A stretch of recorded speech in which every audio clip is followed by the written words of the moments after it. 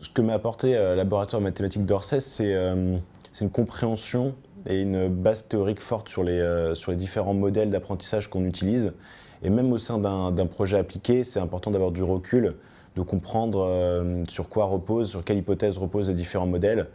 Et ça, c'est souvent, finalement, on revient sur la théorie de l'apprentissage, qui est essentiellement des statistiques et probabilités. Et pour en fait voilà, savoir les limites d'un modèle, les qualités et les défauts, c'est important d'avoir une connaissance fine des modèles, d'avoir eu du recul. Et c'est plutôt cette partie-là, c'est ce qu'on apprend au sein des études. On est plus focalisé sur la partie mathématique, théorique des modèles. Et ensuite, quand on est en entreprise, on compense avec le côté de l'expérience des projets, comment appliquer concrètement sur des vraies données et moins sur des données comme on a au cours des études, des données académiques un peu voilà, toutes belles, toutes propres. Ce qui est aussi important, c'est également la démarche scientifique, à quel point, comment modéliser en fait un problème, chose qui est très importante. Souvent, on rencontre des gens qui, par exemple, vont faire de la cybersécurité. Ils ont des exemples d'attaques, des exemples de choses comme ça à détecter. Et l'idée, c'est de vraiment discuter avec eux, donc des gens du métier, des opérateurs, et d'arriver à traduire ça en modélisation mathématique pour poser le problème et pour ensuite le résoudre avec des modèles de machine learning ou d'apprentissage statistique. Mais cette partie-là est vraiment essentielle. C'est aussi dans la discussion d'essayer de comprendre comment modéliser le problème et de récupérer et de voir quelles variables sont intéressantes à prendre en compte.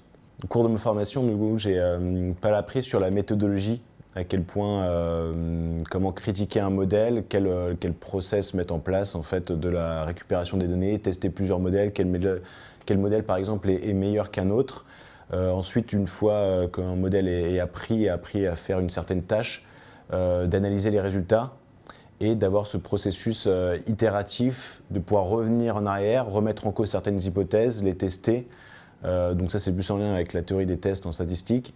Mais voilà, toute cette démarche-là de s'appuyer sur, en fait, d'avoir du recul et de poser explicitement des hypothèses et d'avoir du recul. Et comme ça, quand on présente sur des projets appliqués à des opérateurs, de bien voilà, délimiter, ne pas juste donner des performances, mais délimiter dans quel cadre ça s'applique et les limites de nos modèles. Ce qui a déclenché en fait le début de ma thèse, c'est les discussions que j'ai eues avec Georges Oppenheim à l'époque, donc un professeur de Paris Sud qui donnait des cours à l'ENSAI où j'étudiais, qui m'a mis en relation avec des personnes à EDF qui avaient des questions intéressantes autour de la prévision, et Didier Dacunha-Castel, qui était prof à Paris Sud et qui souhaitait encadrer une thèse sur ce genre de sujet. Et donc ça a donné lieu à l'élaboration du sujet de ma thèse, et c'est comme ça que je suis arrivé à EDF et que j'ai continué. Ce que m'a apporté le cursus en mathématiques d'Orsay, si on va plus en détail, c'est notamment des cours de machine learning, de théorie du machine learning, mais aussi des cours de statistiques en grande dimension ou même un projet de machine learning qui a été suivi par Yannick Good, dans lequel on a eu accès à plein de techniques et plein de méthodes utiles pour la suite.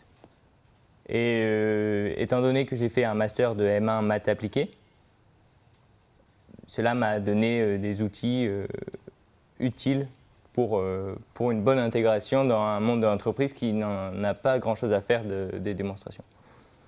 J'ai toujours des liens privilégiés avec le département de maths de Paris Sud, à plusieurs niveaux. D'une part, j'ai un poste de maître de conférence associé à Paris Sud qui me permet d'enseigner de manière assez conséquente là-bas. Et j'ai aussi des projets de recherche communs entre EDF et Paris Sud sur des sujets de prévision auxquels je contribue. Donc je passe encore pas mal de temps au labo et à discuter avec les équipes de Paris Sud.